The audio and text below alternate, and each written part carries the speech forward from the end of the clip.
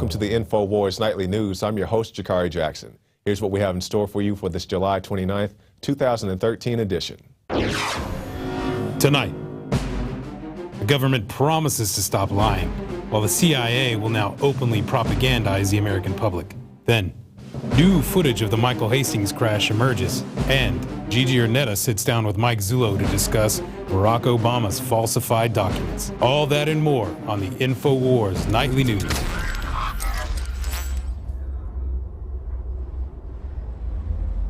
And welcome back. Top story headline: government promises to stop lying. Well, there's a lie right there because of Drudge Report Spotlight. On Thursday, the DOD bemoaned DrudgeReport.com and the fact that because of citizen journalists, social media, and other online platforms reporting news in real time, the public is more quickly becoming aware of the constant patterns and contradictions and habitual lying by the government. And this is a quote here: "We cannot hide our bad news stories. Bad news gets out one way or the other, and we must come to terms with telling bad stories as well as good." So I like what they say there. They don't even try to hide it anymore. It's just, we're out there lying to you, and this is what we're going to do, and we'll try to do a little bit better job. And I just want to look at one more point in the article. The DOD's announcement that it will become more engaged with journalists is even more unsettling in the light of the fact that just 2 weeks ago, the CIA was given a green light to flood America with even more propaganda. So, propaganda, let's see what this is. We told you about this 2 weeks ago. CIA will now openly propagandize Americans, because they weren't supposed to be doing this, but then they just came out and said, well, under the NDAA, you can thank your good President Obama for that one. We'll propagandize you any way we see fit. And this is in reaction to the Smith-Mundt Modernization Act of 2012, passed as part of the NDAA, which will allow the CIA to flood America with even more government propaganda. So I definitely encourage you to go and read that for yourself. Yeah, that's what it is right there. CIA, Operation Mockingbird. It's all right there in the article. Now, if you're wondering what's going to happen, what's going to be different from the things I see on TV already, and by and large you probably are correct with your major networks, a lot of propaganda being pushed on those already, but we have this mock DHS news report depicts gun owners as terrorists. We interrupt our regular programming for this special report. Reports of possible illegal activity by a local militia group appears to have spurred law enforcement into action. John Gleason has our story. This is the scene of an intensive investigation into the operations of an extremist group reportedly planning a series of terrorist attacks on U.S. cities. Details are sketchy, but allegedly the militia was using this house to store a cache of military weapons. A hazmat unit is now inside the house searching for evidence, while behind me are other local fire and hazmat teams. The FBI is here, as well as other agencies. Earlier today, police raided the house and arrested 2 men on charges of illegal possession of firearms, but they apparently found more than they were bargaining for.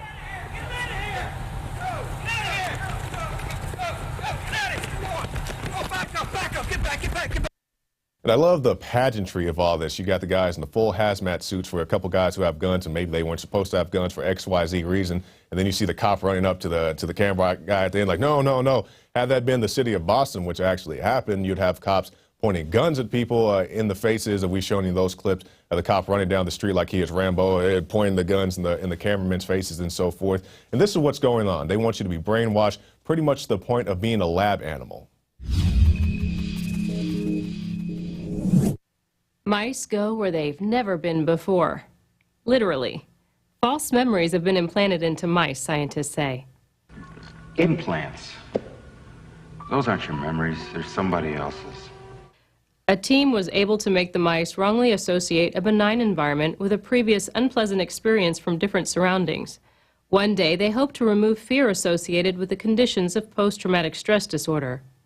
At the University of Southern California, Theodore Berger, a biomedical engineer, says he and his partners have not tested human and neural prosthesis, but their experiments show how a silicone chip externally connected to rat and monkey brains by electrodes can process information just like actual neurons. Ultimately, humans have highly unreliable memories, so step aside. Let them help you. Infowars reported about the RFID chip implants being used for VIP members of a nightclub, the Baja Beach Club. VIP club-goers willfully implanted microchips back in 2005. And recently, we covered microchipping our pets. But what about smart dust? Much like an RFID transmitter is read, a team at the University of California, Berkeley say the brain can interface with a computer. Engineers explain how smart dust could spy on your brain. It's best explained that the neural dust is interrogated by another component placed beneath the scale, but powered from outside the body. This generates the ultrasound that powers the neural dust and sensors that listen out for their response, rather like an RFID. More spying? As if the NSA doesn't do it enough. Get your copy of the new DVD, State of Mind, and see how it exposes the technology behind mass mind control. Visit InfoWarsShop.com and secure your copy today. I'm Gigi Ernetta with an InfoWars Nightly News Alert. Michael Hastings' death. New video of crash emerges. Now, I want everybody to take a look right there. You can see the car speeding, and boom, it's a big fireball. This is allegedly taken from a nearby restaurant where the Hastings incident took place. And you can see it right there. It's a big blaze of fire, and we're going to show it to you again. The car speeds by, and just a second now you see this giant flame of fireball. You know, you don't see special effects that good in an Arnold Schwarzenegger movie, but we're supposed to believe that this car just sped down the street and just hit a tree and just blew up. As I always point out, you think about a NASCAR race with these big muscle cars, and they crash into walls and they crash into other cars. And yeah, sometimes they do have engine fires, but they don't just blow up in such spectacular fashion as what we saw right there. Now, this video was released by Los Angeles journalist Michael Krikorian, and who posted this on his site, and I do believe he's taken it down from his site. We're going to try to look into that and see exactly why that was. Why would you take down such a video? If it is a real video, there's a lot of fabrications and things out of that, out of this story, but hopefully we can find out what's exactly going on in the Hastings case and get justice for this guy, because I don't want that to be me or you or anybody else. I don't want your car to explode when you're driving down the street because you knew too much or you exposed one too many stories. So hopefully we can find out what's exactly at the bottom of that rabbit hole. Rand Paul targets Egyptian aid. Paul's amendment comes as growing numbers of senators are rebelling against the White House's decision not to call the Mohamed Morsi ouster a military coup. And it goes on to talk about the $1.5 billion in nearly mostly military costs. The foreign aid skeptic proposes spending money on the country's crumbling bridges instead. And I definitely understand in the city of Tulsa, Oklahoma, where I'm from, we have very bad roads and bridges, and I'm not kidding you. We've had 7-foot concrete slabs fall out from the bottom of bridges and almost kill people. So our roads are in very bad shape in Oklahoma. I'm not sure how they are in the rest of the country, but we could definitely use that aid in Tulsa, Oklahoma. And more on this, they have the aid going to this Egyptian group, Morsi. You have the whole military coup, which the United States does not want to admit that they're involved in, or at least call it a coup to the point they could be convicted, or not necessarily convicted, but I guess convicted in the state of public opinion of helping these people ouster a coup, something that we're definitely not supposed to be involved in. Meanwhile, I believe it was 17 people were killed this past weekend in clashes with Egyptian security forces. So that's the situation going on, and I definitely think we need to watch where our money is going, especially when it's $1.5 billion. Meanwhile, Obama's having private golf lessons with Tiger Woods and so forth. Autopsy. Beanbag rounds fired by police killed Park Forest man aged 95. According to an emailed press release from the Park Forest Police, officers were sent to help a private ambulance company with a combative resident at the home. The Victory Center Park Forest, a supportive living community for adults 65 and older. 65 and older, according to the website. Warner, that's the gentleman who was shot, was being involuntarily committed to the medical facility by staff at the Victory Center. When police arrived, Warner was threatening the staff and paramedics with a metal cane and a 2-foot metal shoehorn. A shoehorn. Wow, that sounds pretty dangerous to me, the release said. Police demanded that he drop the cane and shoehorn, but he did not comply and picked up a 12-inch butcher-type knife.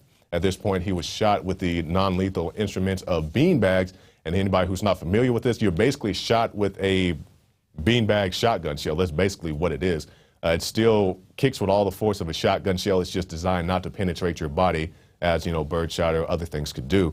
So, this man was shot with this. Another incident on these non-lethal things, your tasers, your beanbags, your rubber bullets. And even if they don't kill you, they can have very serious health effects, as was the case in this gentleman. He actually died from his injuries. So keep this in mind every time they say that, well, we use non-lethal instruments, we use the gas. People have choked to death on gas, pepper spray. People who are asthmatic, people who've gone in cardiac arrest from being tased. This man got internal injuries from being shot with pretty much a beanbag shotgun shell and died from those injuries. But we'll see if anybody is ever going to be held responsible for the death of this man, age 95. I'm not exactly sure how dangerous a 95-year-old can be, but if he's holding any type of non-firearm. But I guess the police in Park Forest thought that was necessary necessary to that situation. Now let's move on to this. Protesters call out APD on Friday's officer-involved shooting. This is a situation that happened right here in the city of Austin. A gentleman went to a bank after the bank had been robbed. Obviously, he didn't know that the bank had been robbed. So the police were like, maybe this is the suspect returning to the scene of the crime. The cops questioned the guy. He said, hey, I didn't know the bank was robbed. I'm sorry, I'll get out of here. The police say, hold on, you're not free to go. The guy takes off running. The police chase after the guy, shoot him, and then go back to that. I want people to see this.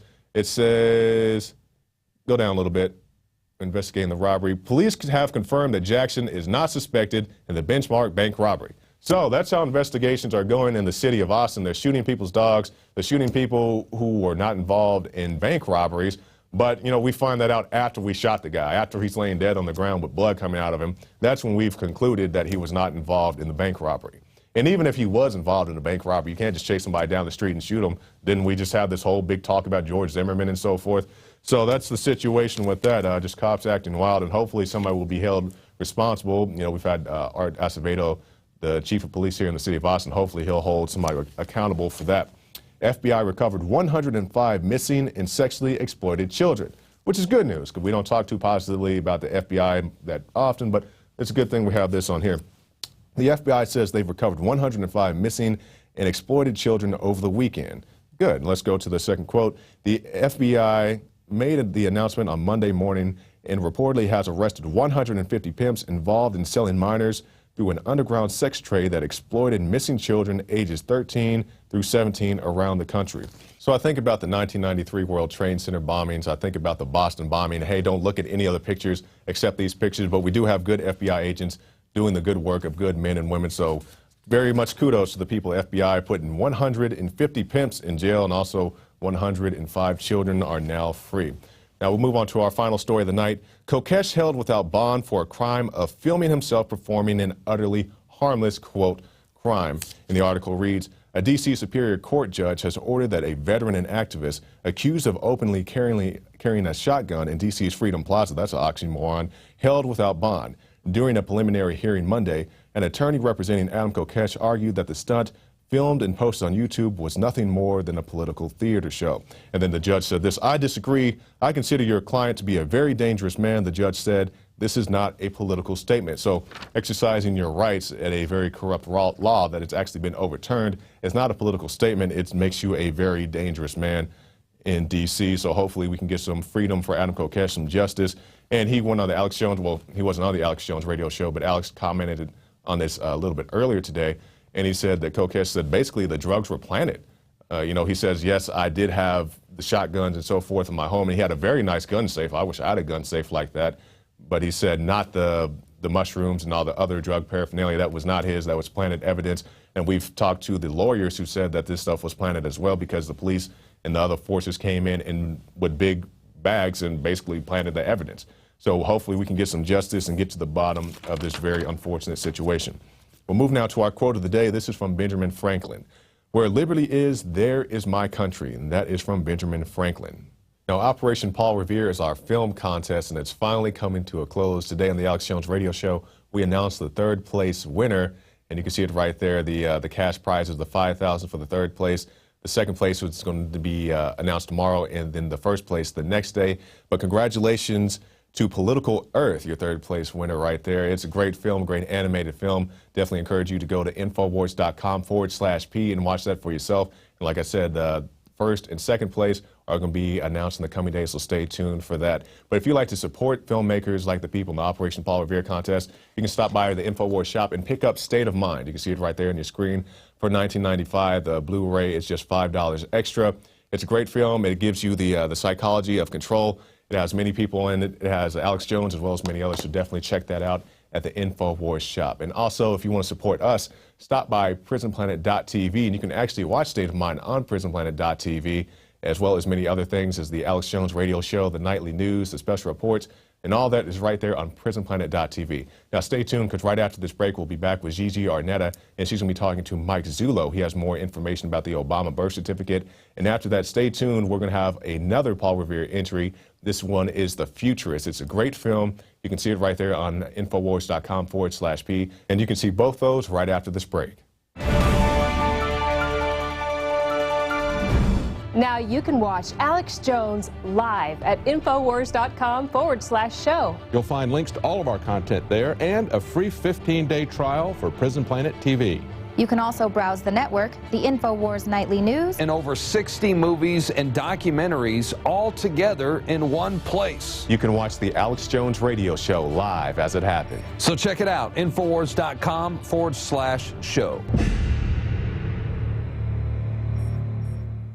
Introducing Pro One. All of your filtration in one system, portable, on the go. No more do you have 2 or 3 filters to just reduce sodium fluoride. You have a system that cuts out the sodium fluoride and up to 95% of hydrofluorosilicic acid. Advanced manufacturing technology combines silver-impregnated white ceramic with new Aquamedics advanced media for removal of fluoride and other heavy metals, all in one filter element. It is the only one that does it, and out of the gates, we have it discounted at 10% off with promo code WATER. This is the only system that in one unit helps reduce or remove pesticides, herbicides, chloramines, ammonia, and chlorine, hydrofluorosilicic acid, the most common form of fluoride not covered by other fluoride filter brands, and sodium hexafluorosilicate. Get your Pro Pure with the new Pro One filter today at InfoWarsStore.com or by calling 888-253-3139. Today we have Mike Zullo in studio with me to talk about the new discovery he has on the Obama birth certificate and what his next steps are in this situation. Mike, tell us a little bit about the recent discoveries you found on the Obama birth certificate. Well, we were really fortunate.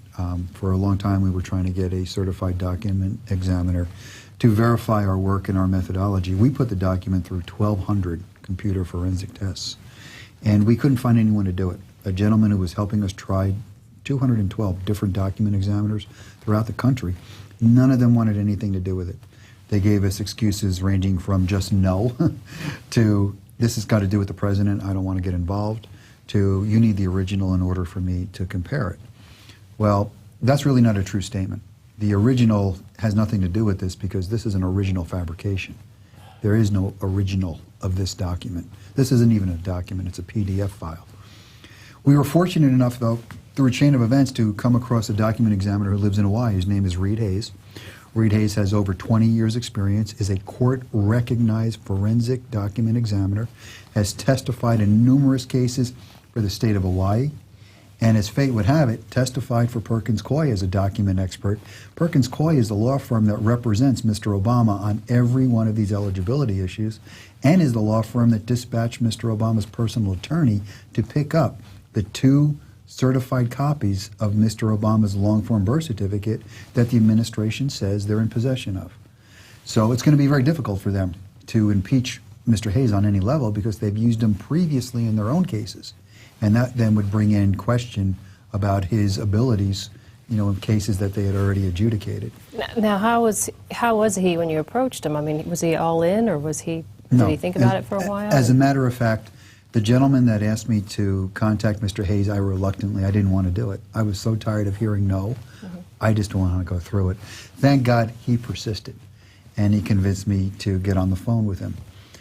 When I first talked to Mr. Hayes and basically told him what I was looking for, he said no. And I had to explain to him that we were not pursuing the president.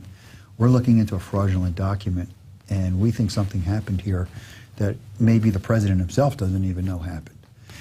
So he agreed reluctantly. He said, okay, just send me the file. I'll take a quick look at it. And I sent him the file in a very short time. I want to say it's down to like 20 minutes after I sent it. 20 minutes? That's fast. It was fast. Okay. He calls me up and he goes, Mike, there is a problem with this. And I said to him, I said, Reed, that's what I'm trying to say. There's something wrong here, and I need somebody who really knows what they're looking at to verify for me that I'm right. And he did. And in about 3 weeks after that, 4 weeks after that, he gave me a 40-page report. And his conclusion in his very last sentence is it's his professional opinion that the document is a 100% fabrication. I mean, it doesn't get any more damning than that. And for somebody like Mr. Hayes, who's got impeccable credentials, to put it out there like that, the document is what we've been saying it is. Sheriff Arpaio has called it a forgery. We're calling it a forgery. And now Mr. Hayes is calling it a forgery. The only people who don't want to call it a forgery is the mainstream media. Well, and the administration. Obviously, I haven't said anything about it.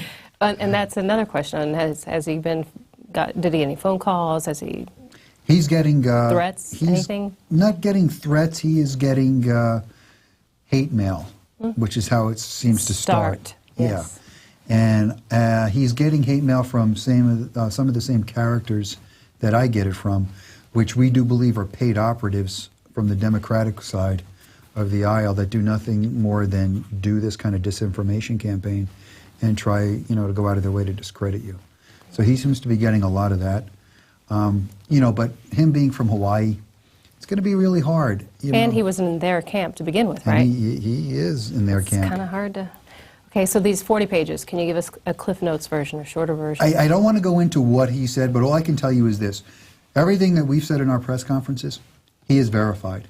And then he went ahead and did his own work. And I really, I took a precaution with this particular document. There's a lot of civil litigation out there, and they like to take my work and throw it into their civil litigation. Well, this document I was going to make sure that didn't happen with. So I even went as far as having this document copyrighted. So you can't use it.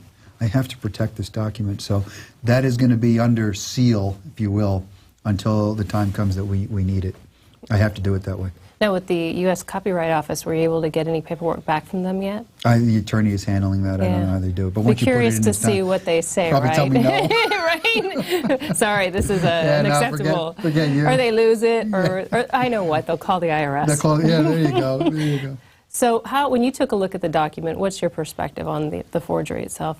I didn't know anything about this when I started this. And actually, we were instructed that Jerome Corsi had a lot of information on this. I had taken Mr. Corsi, taken some information from Mr. Corsi, and I asked him to come in for about a 14-hour debrief. And we sat for 14 hours, just 2 days, going through everything that Jerry Corsi had. And, it was about 12, 14 hours into this, I was like, you know what, this is all great, but you don't really have anything here. And then he showed me what just flipped it around for me. He showed me the state registrar's stamp. It's on the bottom of the document. It's on one of its own separate layers. And he showed me the way you can move it all around the document by picking it up in totality. You can move this thing like a big block.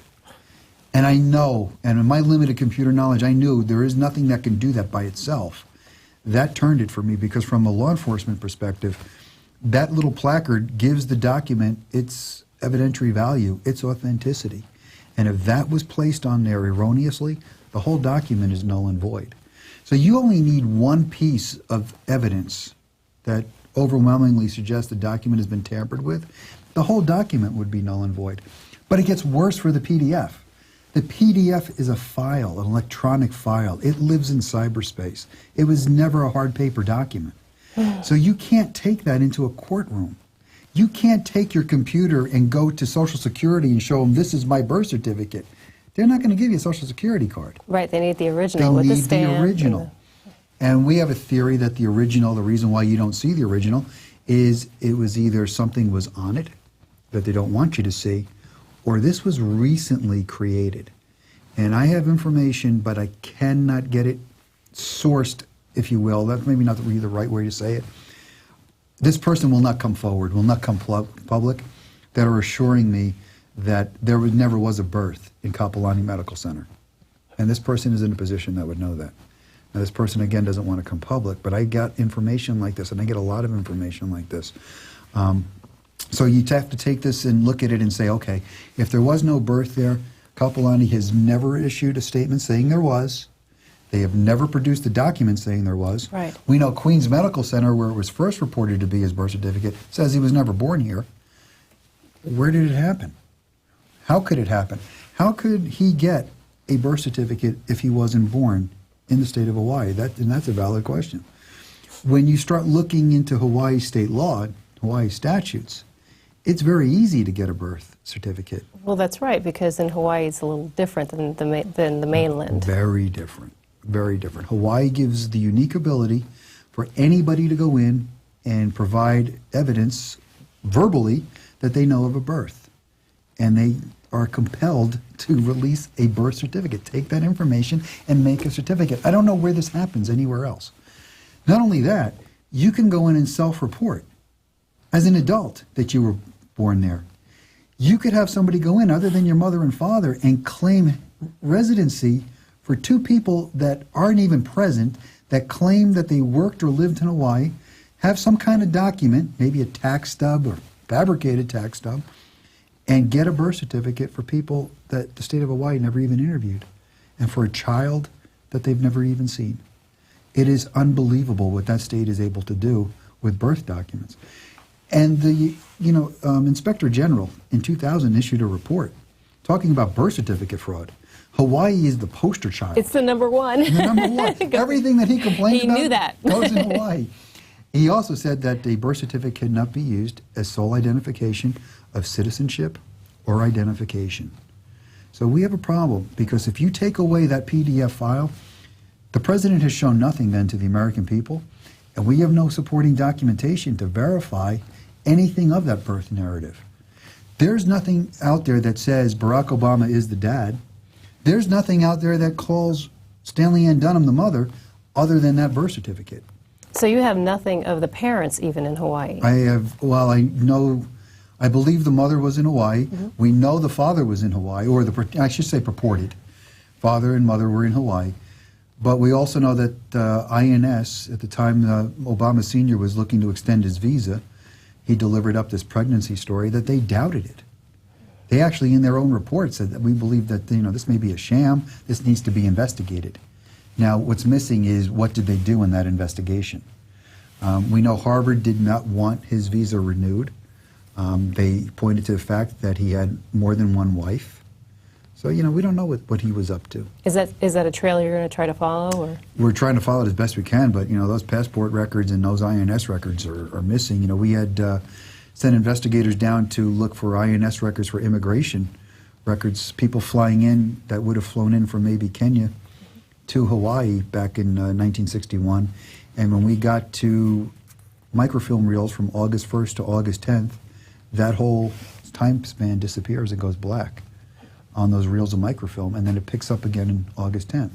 Well, that's important because Obama's birth certificate says August 4th was his birth date. We were thinking maybe August 4th was the day he arrived in the state of Hawaii. We have no way to know that. The National Archives can't tell us either what happened to those 10 days worth of microfilm. What about the paperwork from Africa? Is there anything in there? I have an affidavit from an individual who claims that prior to the first election, and I'm going off of memory on this, prior to the first election, that Black Boots came in, took boxes of birth certificate records out from 1958 to 1962, and they're gone. And that was where? That would be in Kenya. That was in Kenya. It was in Kenya. Is it true? You know what? I don't know. I have an affidavit, but, from a guy that I've never met that I can't source, but something in my gut tells me it's true. I mean, it's just not a story you make up. Well, maybe with more people hearing what's happening now, maybe someone will come forward. Well, that's the biggest problem with this whole case. The media has clamped down on this. It's a blackout. It's a media blackout. Mainstream media doesn't want it out there. No. Because they know when these stories get out there, cops get phone calls. They know the public starts to engage. Right. So they want to keep it as quiet. Well, they're keeping it as tinfoil, under the tinfoil hat. That's what they're saying. So where do you go from here? Well, Sheriff Arpaio has said from the beginning that he wants to get this to Congress. And I was fortunate. I was able to go to CPAC this year, and I spoke for 2 hours with Texas Congressman Steve Stockman. Congressman Stockman has expressed a lot of interest in helping us, and I think we'll have a meeting or two to come. And if my gut is correct, I think Mr. Stockman is going to help us tremendously. Well, that would be great. Be great. It'd be great. We need all the support we can get, right? You need all the support, but if Congressman Stockman does do something with this, he's going to need the public support behind him. He's going to need public outcry behind him. They're going to have to push on this issue like they've never pushed before. What's becoming apparent, and you folks have reported on it, NSA with blackmailing individuals seems to be, an everyday occurrence now. You're going to have to push Congress hard because God only knows what NSA has on those people. And you're going to have to put them in a position that they can't say no. And I think a lot of this is going to hinge on the upcoming elections. You got 214 elections, and a lot of people in that House are up for it. So this might be an opportune time. Well, thank you so much. Thank you. And it'll be interesting to see what happens next with Mike Zullo's new discovery with the Obama birth certificate. It seems like the powers that be have to do certain things not necessarily legitimate to get what they need. And you can find out more about the psychology of control in the new DVD, State of Mind. It's shipping right now, so get your copy. And go to PrisonPlanet.tv and sign up today. You can use your username and password and give it up to 10 people. So do that today. That's it for the Nightly News. I'm Gigi Arnetta. Join us tomorrow at 7 o'clock.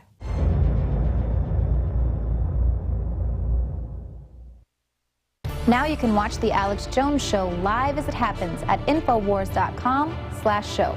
You'll find links to all of our content there and a free 15-day trial for Prison Planet TV. More than 60 movies and documentaries all in one place at Infowars.com/show.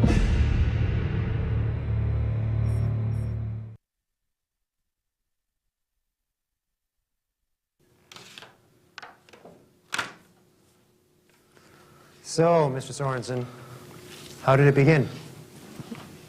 It was the summer of '99.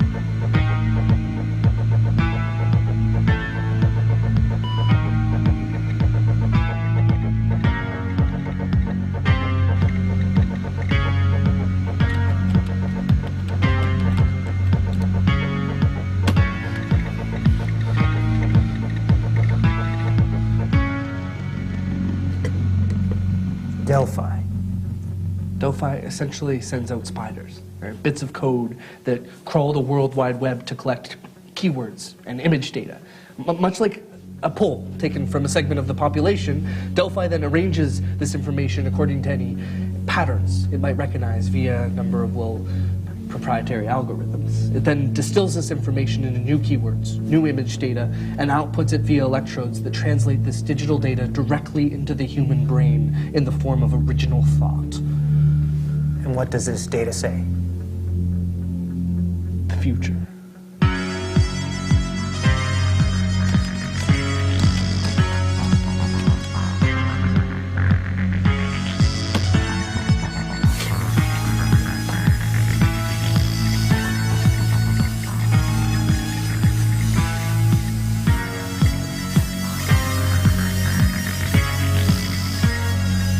Correctly predicted the Turkey earthquake 5 months later, mentioned the I love you virus of early last year, even the Concorde crash last July. Does it ever make mistakes? Just one. It predicted Al Gore winning the election. So what you're saying is that the collective subconscious of humanity is a few steps ahead of its conscious self. In all honesty, I don't know. That's the domain of psychologists or maybe psychics and prophets, but most definitely no place for someone of my pedigree. You can level with me, Mr. Sorensen. We're not in court. Fine. I'll give you my opinion. All right, I don't want to sound too didactic, but if you look at it logically, there might be an explanation. All right, we all know that the proclivities of human nature are generally, well, negative. That's why this organization exists. Exactly. So Delphi scans the background chatter of the internet. Think of it as the cosmic background radiation of human interaction and assigns meaning to it, which, for some inexplicable reason, is found to predict future events. Put two and two together, and to me it seems that humanity is subconsciously willing these events into existence, you know, a creative power lying dormant until now. Fascinating. Can you imagine if people wake up to the extraordinary potential they possess and they begin to harness this power? And this is how you came upon the information that you called 911 about? a few hours ago. What exactly did you see? Images, mainly. Very striking images.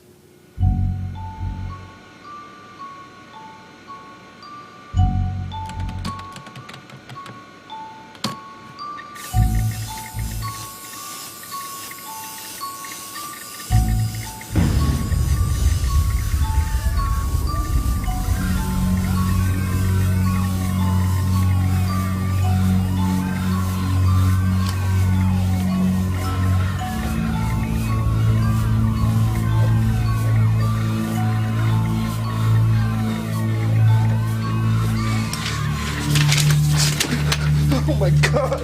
Oh my god! Given Delphi's track record, I'm convinced that this is a serious threat. I drew it as best I could.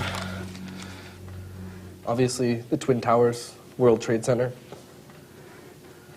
It was attacked before in '93. I think in this instance they'll be attacked by airplanes, presumably kamikaze fighters. From what I saw in the render, they look like commercial airliners or possibly military transport, but something roughly that size. So there's more than one plane? 2 or 3. I ripped the electrodes off before the render played out, so I didn't see everything. John, can you break for a minute? And there was a third building. I didn't draw it, but I saw it collapse.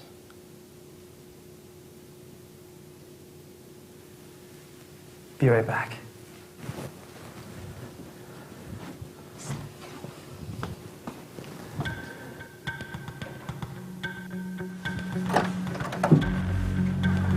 It's the secretary.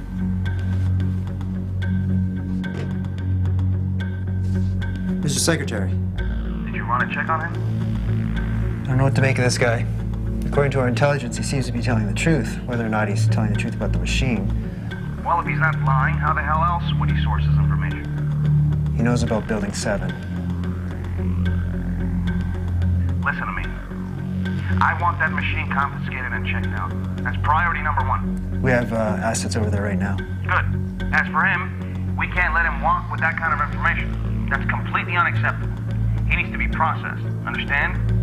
What if we need him to run the machine? Then too bad. He's a walking national security risk. If he leaks this operation, it will ruin everything.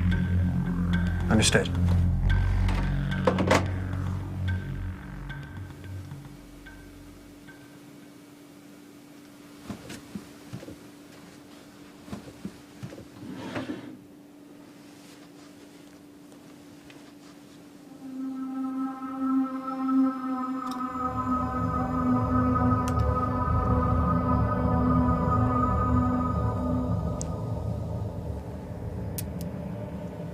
So, what's the next step? I'm sure you agree the evidence is far too compelling to ignore. Not sure if we're able to tamper with the inexorability of Delphi's predictions, but it's worth a shot. Most definitely is.